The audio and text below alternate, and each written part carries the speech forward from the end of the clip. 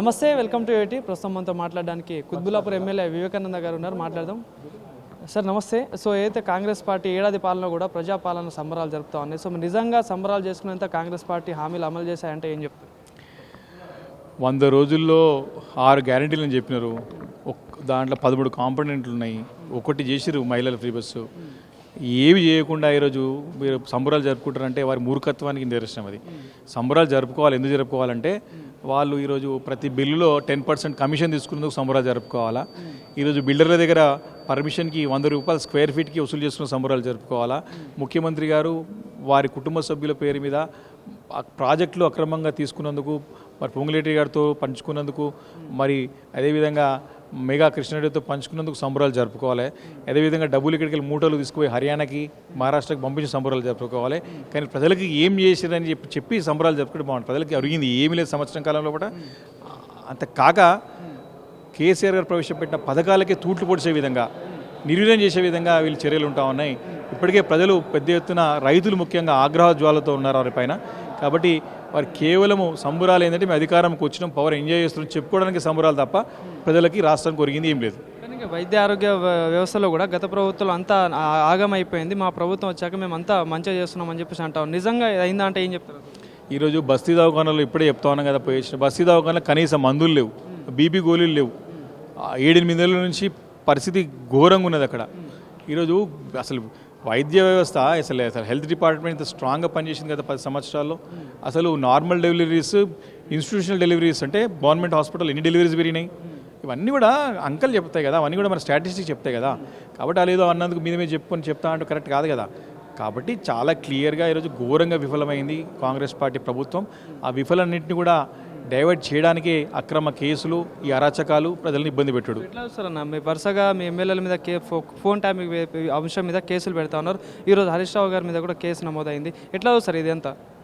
ఇది చూడండి, ఇది ఇంకా 15 సంవత్సరాలు 20 సంవత్సరాలు నడుస్తుంది కేసు. ఇది జీవితాంతం నడుస్తుంది. ఆయన ఎప్పుడు ఉంటాడు కాదు. ఇవన్నీ కూడా హైకోర్టులో కొట్టేసే కేసులు ఇవన్నీ కూడా. ఇప్పటికే హైకోర్టు అనేక అంశాల పట్ల ప్రభుత్వంని ముట్టకాలేసింది, నిలదీసింది, తిట్టింది. ఆయన బుద్ధి తెచ్చుకోకుండా ఇట్లా అక్రమ కేసులు పెట్టి ఎన్ని రోజులు నడిపిస్తామంటే నడిచేది కాదు. ఇవన్నీ కూడా అక్రమ కేసులు, ఇబ్బంది పెట్టడానికి చేసే కేసులే. ఇవన్నిటిని ఎదుర్కొంటాం. బీఆర్ఎస్ పార్టీ కొత్త ఏం కాదు. కేసీఆర్ నాయకత్వంలో ఇవన్నీ చూసిందే, భయపడే ప్రసక్తి లేదు. ఫైనల్గా ఏం చెప్తారన్న? బీఆర్ఎస్ పార్టీ ఎమ్మెల్యేలు అందరూ టచ్లో ఉన్నారు, రాబోయే రోజులలో పార్టీలోకి రాబోతున్నారంటూ కూడా మాతో ఫోన్లో టచ్లో ఉన్నారని చెప్పి చెప్తా ఉన్నారు. ఎంతవరకు వాస్తవం అంటారు? ఏంది మరి మీకేమని ఇట్లాంటిది వచ్చిందా? కాంగ్రెస్ పార్టీ ఈరోజు దయనీయ పరిస్థితులు ఉంది. వాస్తవం చెప్పాలంటే నిజంగానే కాంగ్రెస్ పార్టీకి పట్టుంటే, కాంగ్రెస్ ప్రభుత్వానికి, రేవంత్ రెడ్డి గారికి పార్టీ పైన, ప్రజలపైన, రాష్ట్రం పైన, ప్రభుత్వం పైన పట్టుంటే మిగిలిన మంత్రులు ఎందుకు ఫిలప్ చేస్తారు? ఇప్పటివరకు పోయిన ఎమ్మెల్యేలే, బీఆర్ఎస్ పార్టీ నుంచి కాంగ్రెస్లో పోయిన ఎమ్మెల్యేలే నెత్తి కొట్టుకుంటున్నారు, ఏడుస్తున్నారు.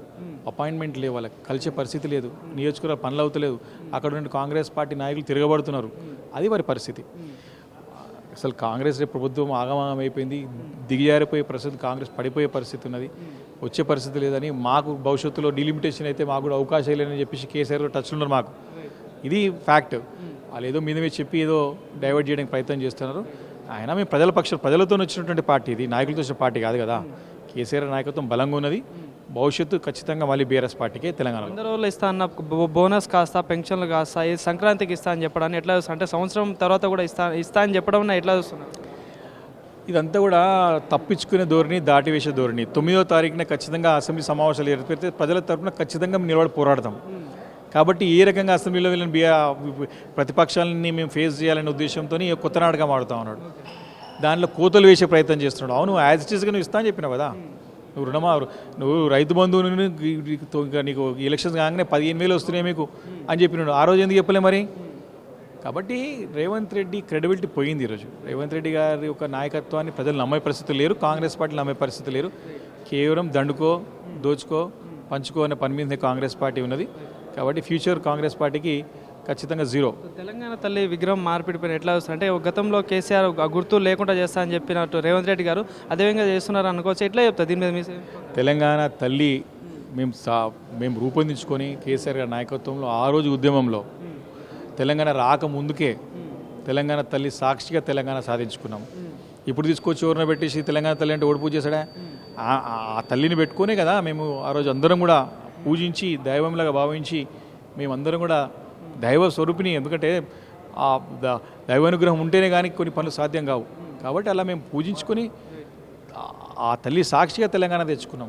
ఇప్పుడు తీసుకొచ్చి మేము తల్లి అని చెప్పేసి ఎట్లా ఊరుకుంటారు, తీసి పడేస్తాం వచ్చిన తర్వాత విగ్రహం పెట్టుకుంటాం వాడనా, ఆసక్తే లేదు.